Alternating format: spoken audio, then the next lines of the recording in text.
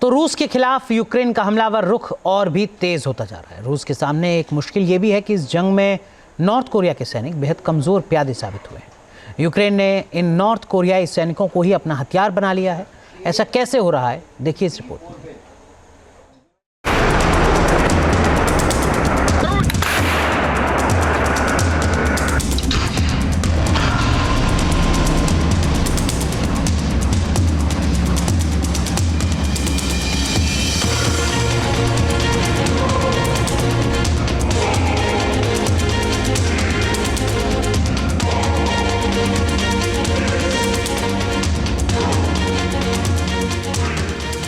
North Korea पर भरोसा रूस के लिए गले की फांस बन सकता है।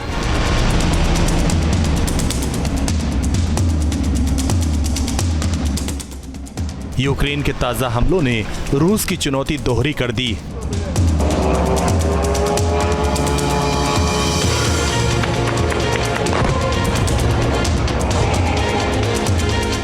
यूक्रेन ने नॉर्थ कोरिया वाली स्ट्रेटजी का बेहद घातक जवाब दिया।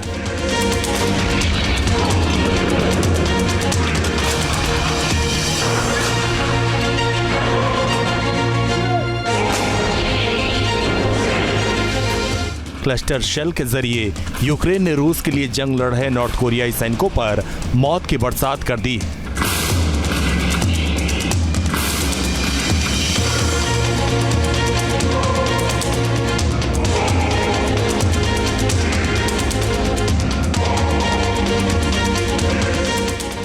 दरअसल रूस के मिलिट्री कमांडर को जैसे ही एहसास हुआ कि कुर्स्क इलाके में नॉर्थ कोरिया के सैनिक यूक्रेन के सीधे निशाने पर आ गए हैं, उन्होंने अपनी स्ट्रेटजी को और भी हमलावर बना दिया। लेकिन यूक्रेन इस बार पहले से ज्यादा तैयार दिखा। उसने क्लस्टर बॉम्बिंग के एक ऐसे प्लान को जमीन पर उतार दिया जिसने नॉर्थ कोरियाई सैनिकों को पीछे हटने के लिए मजबूर कर दिया। इससे पहले भी कुरुलेंको इलाके में रूस और नॉर्थ कोरिया के सैनिकों के हमले की कोशिश धराशायी हो चुकी है। बताया जा रहा है कि मलाया लोककन्या में भी रूस को भारी नुकसान उठाना पड़ा। रूस की कोशिश थी कि पूर्वी हिस्से में नॉर्थ कोरियाई सैनिकों की तैनाती बढ़ाकर चेरोकॉस्को और रुस्को के जंगलों की ओर भेज दिया जाए ताकि उन्हें हमले से पहले फॉरेस्ट कवर मिल जाए। लेकिन यूक्रेनी ड्रोन और तोप के गोलों ने इस रणनीति को भी कामयाब नहीं होने दिया।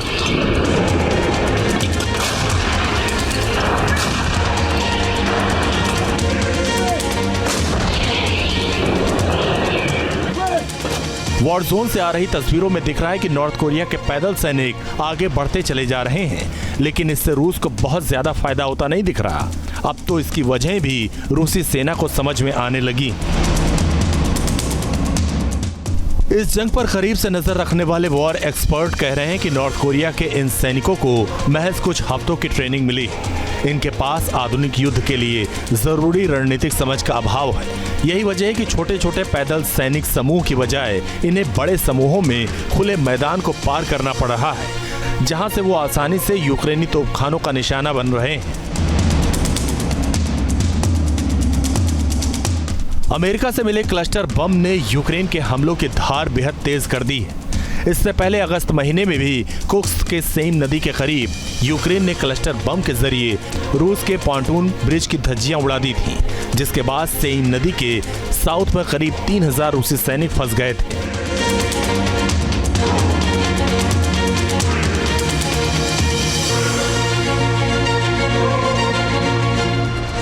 यूक्रेन एक तरफ रूस के शहरों के ऊपर ड्रोन और ATACMS मिसाइलों से खुलकर हमला कर रहा है,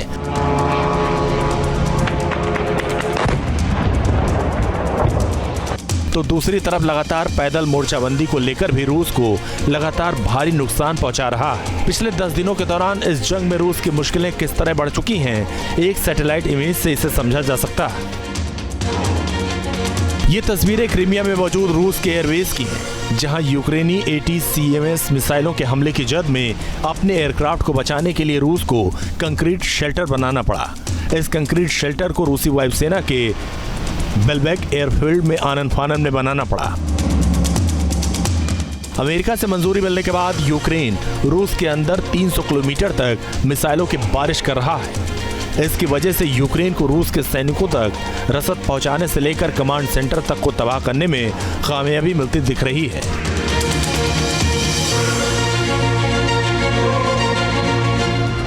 बेल्बेक एयरफील्ड पर शेल्टर का निर्माण रूस के लिए रणनीतिक तौर पर बेहद जरूरी है, क्योंकि ये इलाका सीधे सीधे यूक्रेन के हमलों की जद में आता है। इस साल जनवरी में भी 5 बेहद ताकतवर विस्फोट ने इस एयरफील्ड को दहला दिया था।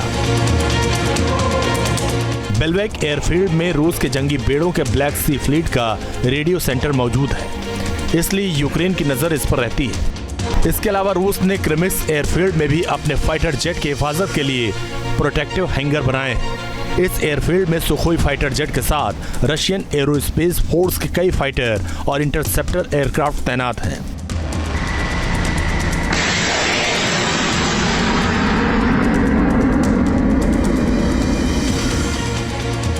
यूक्रेन के फायर पावर को देखते हुए रूस अब कई ऑप्शंस पर काम कर रहा है,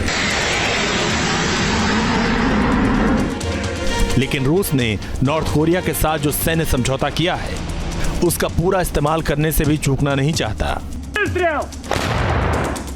टीम न्यूज़ नेशन।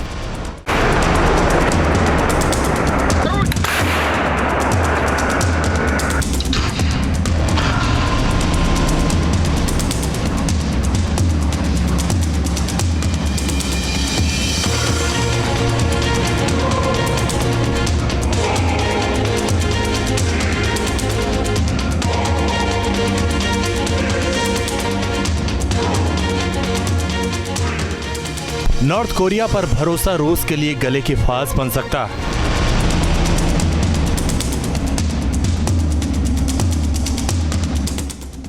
यूक्रेन के ताजा हमलों ने रूस की चुनौती दोहरी कर दी।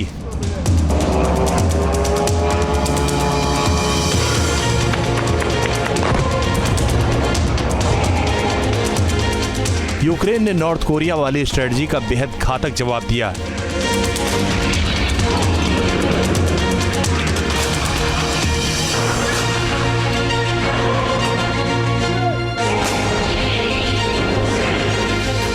क्लस्टर शेल के जरिए यूक्रेन ने रूस के लिए जंग लड़ रहे नॉर्थ कोरियाई सैनिकों पर मौत की बरसात कर दी।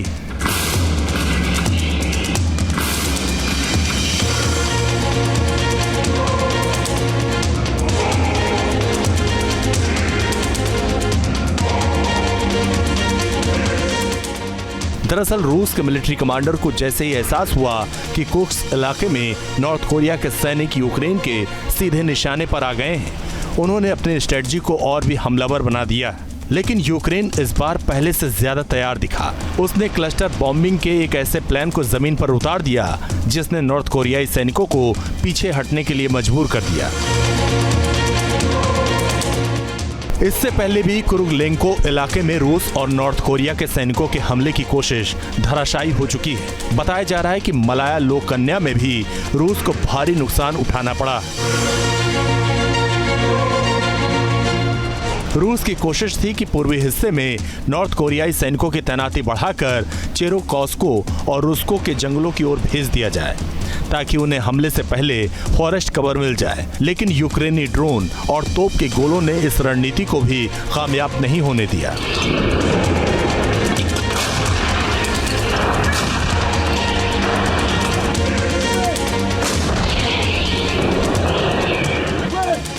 वॉर जोन से आ रही तस्वीरों में दिख रहा है कि नॉर्थ कोरिया के पैदल सैनिक आगे बढ़ते चले जा रहे हैं, लेकिन इससे रूस को बहुत ज्यादा फायदा होता नहीं दिख रहा।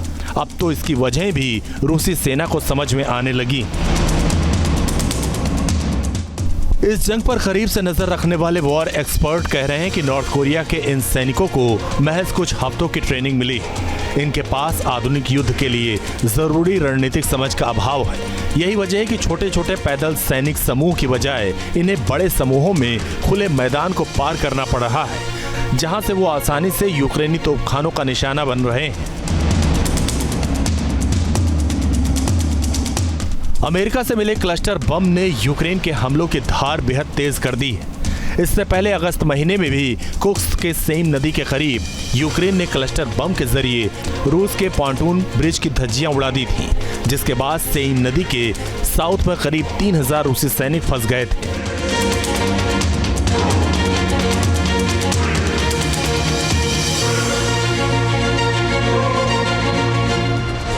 यूक्रेन एक तरफ रूस के शहरों के ऊपर ड्रोन और ATACMS मिसाइलों से खुलकर हमला कर रहा है,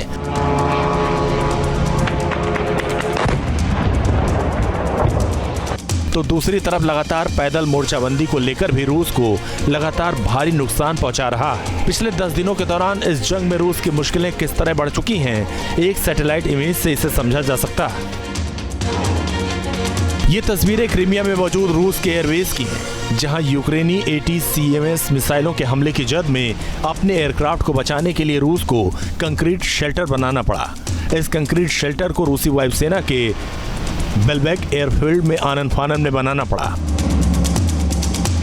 अमेरिका से मंजूरी मिलने के बाद यूक्रेन रूस के अंदर 300 किलोमीटर तक मिसाइलों की बारिश कर रहा है। इसकी वजह से यूक्रेन को रूस के सैनिकों तक रसद पहुंचाने से लेकर कमांड सेंटर तक को तबाह करने में कामयाबी मिलती दिख रही है।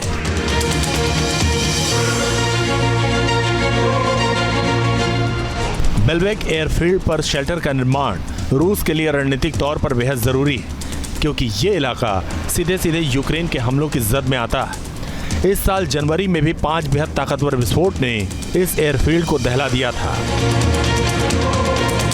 बेलबेक एयरफील्ड में रूस के जंगी बेड़ों के ब्लैक सी फ्लीट का रेडियो सेंटर मौजूद है, इसलिए यूक्रेन की नजर इस पर रहती है। इसके अलावा रूस ने क्रिमिक्स एयरफील्ड में भी अपने फाइटर जेट की हिफाजत के लिए प्रोटेक्टिव हैंगर बनाए।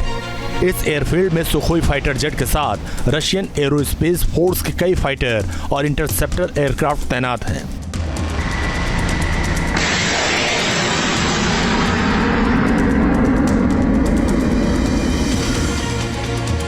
यूक्रेन के फायर पावर को देखते हुए रूस अब कई ऑप्शंस पर काम कर रहा है, लेकिन रूस ने नॉर्थ कोरिया के साथ जो सैन्य समझौता किया है उसका पूरा इस्तेमाल करने से भी चूकना नहीं चाहता। Team news nation. News nation अब व्हाट्सएप पर खबरों के ताजा अपडेट के लिए न्यूज़ नेशन के इस QR कोड को स्कैन करें।